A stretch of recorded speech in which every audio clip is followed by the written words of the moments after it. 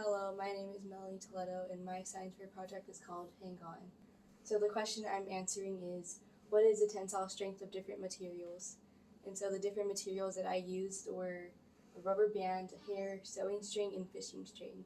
And I also used a towel, a pencil, a paper, a spring scale, and a chair to hold up the spring scale. And so I thought that the strongest string would be the fishing string, and then the rubber bands, and then the sewing string, and then the hair. And so my independent variables were the different materials that I tested.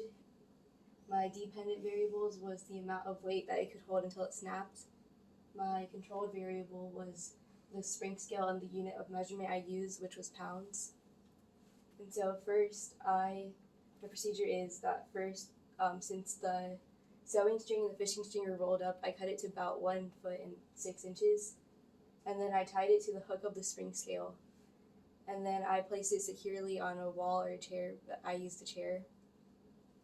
And I grabbed a towel so I wouldn't get hurt if it snapped.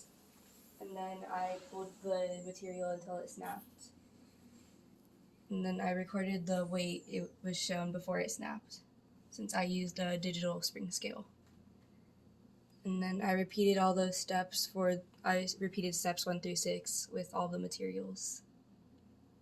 And, so my data was that the weakest was the hair, and the strongest was the fishing string, and the rubber band was the second strongest, and the sewing string was the third strongest.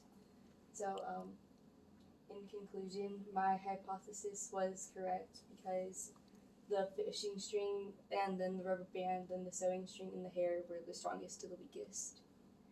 And if I were to do this experiment again, I would probably use different materials and try to see if they work the same way the other way.